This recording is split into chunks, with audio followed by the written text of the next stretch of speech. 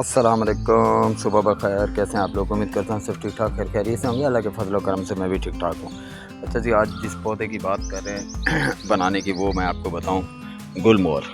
गुलमोहर ये पौधा देखें माशाल्लाह से बड़ा ज़बरदस्त खूबसूरत है और काफ़ी लंबाई हो गई है माशाल्लाह से इसकी केयर करते हुए। और गुलमोहर आपको पता है कि बड़ा ही नफीस और बहुत ही खूबसूरत घर के अंदर लगा हो, जब लॉनों में लगा हो तो बड़ा ही खूबसूरत और बेहतरीन लगता है। इसमें गुलदस्तों में मतलब है कि बुके वगैरह जो बनाए जाते हैं उसमें भी काम आते हैं और ये दवाइयों के भी काम आता है। तो आज हम इसकी लगाएंगे कटिंग।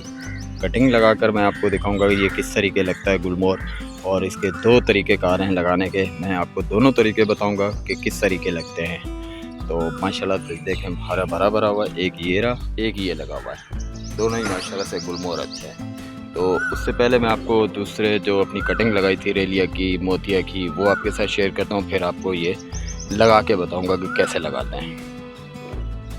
जी, नर्सरी से पहले मैं आपको ये दिखा दूँ केना के माशाल्लाह से कितने प्यारे और खूबसूरत फूल निकले हुए हैं। वो केना हुआ वो भी बड़ा ज़बरदस्त है और इसमें काफ़ी, ये देखें, ये भी कलियाँ निकल रही हैं और ये वाली कलियाँ भी निकल रही हैं और इसकी सारी कलियाँ जितनी भी हैं ये अंदर से बीच में से निकलती हैं। ये देखें केने की, और बहुत ही खूबसूरत लगता है। और ये देखें ये कलियाँ निकल रही हैं, ये देखें। और माशाल्लाह से ये भी अगर हमारे लॉन में, घरों में लगा हुआ हो और गमलों में लगा हुआ तो बड़ा खूबसूरत लगता है। पौधा बड़ा ही ज़बरदस्त है। ये सारी कलियाँ इसकी ये देखें निकल रही हैं केने की, और माशाल्लाह से बहुत ही खूबसूरत और प्यारे फूल है माशाल्लाह से। ये देखें येलो कलर के फूल हैं, बड़े ज़बरदस्त।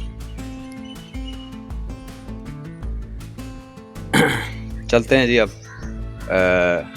थोड़ा सा मोतिया देखते हैं, फिर नर्सरी की तरफ। ये हमारा मोतिया माशाल्लाह से फूला हुआ, बहुत ही फूल निकले हुए हैं। बहुत ही केयर करनी पड़ती है इसी मोतिया की, और बीच में जब ये सूख जाते हैं तो इसके बीच में से ये टहनियाँ तोड़ दिया करें, क्योंकि दोबारा से ग्रो करता है और बहुत ही घने और फूल देता है माशाल्लाह से। ये देखें मोतिया सब कितना भरा पड़ा है फूलों से, और मोटे मोटे फूल और बड़े खूबसूरत फूल माशाल्लाह से। ये देखें ज़बरदस्त माशाल्लाह से।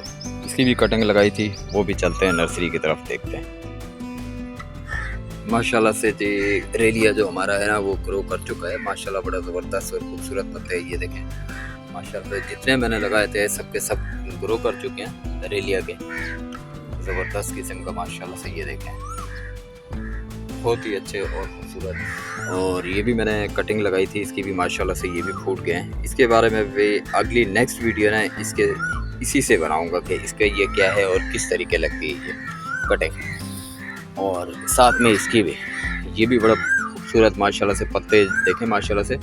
और पत्ते का कलर देखें, जैसे जैसे बढ़ता जाएगा मतलब है कि इसका पत्ते के कलर चेंज होते जाएंगे। रेलिया हमारा बड़ा ज़बरदस्त। और मोतिया की जो कटिंग हमने लगाई थी माशाल्लाह से ग्रो कर चुकी है। ये देखें यहाँ से कली भी निकल रही है इसकी, ये देखें ये जो टहनी निकली है ग्रो की है, यहाँ इसके ऊपर कली निकल रही है मोतिया की, और ज़बरदस्त ग्रो कर गया माशाल्लाह से। ये देखें, और ये देखें माशाल्लाह से ये कटिंग जो लगाई थी मोतिया की, ये भी माशाल्लाह से ग्रो कर गया। और मेरा रेलिया भी ग्रो कर गया।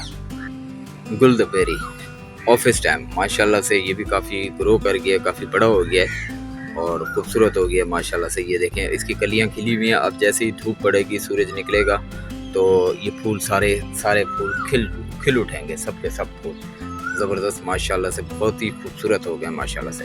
और अब मैं आपको बताऊंगा मोरपंख का, जो मैंने आपको बताया कि मोरपंख की कटिंग कैसे लगती है और किस तरीके लगाया जाता है, और आप भी उसी तरीके लगाइएगा। और दो तरीके हैं मेरे पास मोरपंख लगाने के, मैं दोनों तरीके आपको बताऊंगा। अच्छा जी, ये हम आ गए मोरपंख की तरफ, और मोरपंख मैं लाया हूँ, ये देखें तोड़कर, और माशाल्लाह से बड़े खूबसूरत और अच्छे हैं। और मोरपंख को लगाने का तरीका ये है कि इस तरह, जैसे ये टहनियाँ आपने यहाँ से नीचे से ये रिमूव कर देनी है और इतना तक, ये देखें ये रिमूव करनी है। जैसे मैंने ये सारी की सारी रिमूव की हुई है सारी, ये देखें ये सब मैंने अपने हिसाब से ना रिमूव करके ना इसको सेटिंग में कर दिया, और गमलों में खाद मट्टी लगाकर अपना उसको तैयार कर दिया। ये तैयार हो गए। अब मैं बताता हूँ आपको लगाने का तरीका कि इसको किस तरीके लिया जाता है।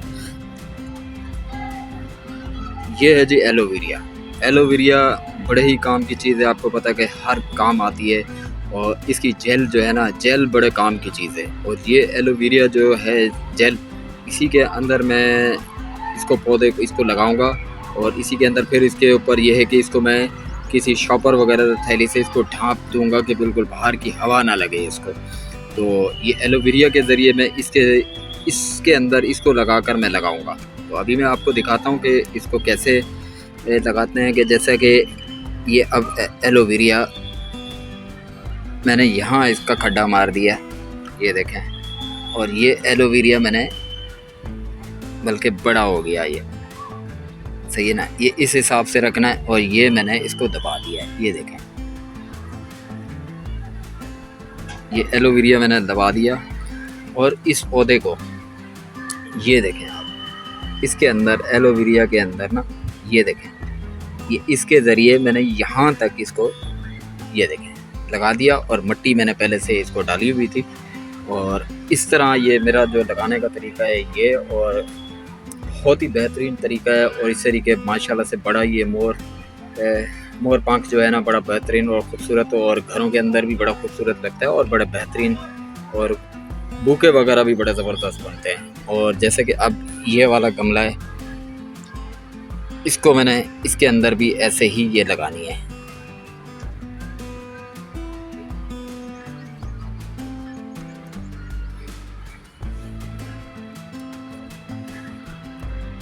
ये आपको साथ में शेयर कर रहा हूँ। और माशाल्लाह से ये तरीक़ेकार जो है ना लगाने का, आप ये देखें वो मिट्टी के अंदर, और इसको मैं फिर ढाँक दूँगा। ये आ गया, और ये मिट्टी भर दी मैंने, इस तरह मिट्टी भर दी, और ये पौधा इसके अंदर ये देखें। अच्छा जी, ये आगे अब दो लगा चुका हूँ, और अब आ गया हूँ तीसरे की तरफ। ये देखें, ये एलोवेरा के बिल्कुल ये सेंटर में रखना है, और इसको बिल्कुल ही 4-6 इंच ना नीचे दबा देना है, और ऊपर से मिट्टी ना हमने मिट्टी वो कर देनी है। देखें फाइनली के ये हमारे जो तीनों के तीनों जो मैंने कटिंग लगाई है, और इसको कुछ दिनों के बाद देखेंगे इंशाल्लाह, मैं दिखाऊंगा आपको। माशाल्लाह खूबसूरत और काफ़ी ग्रो कर चुका होगा। और ये तरीका है इसका मोर पंख प्लांट जो है ना, इसका ये तरीका है लगाने का। मेरा जो तरीक़ेकार है ये है तरीक़ेकार लगाने का। उसके बाद हम इसके अंदर डाल देंगे हल्का हल्का पानी, एक ही दफ़ा डालेंगे, और पानी डाल के फिर उसके बाद हम इसकी पैकिंग कर देंगे। पानी डाल के हम इसकी पैकिंग कर देंगे, बिल्कुल पैक कर देंगे इसको, कि इसको बाहर की हवा वगैरह जो ये ना लगे।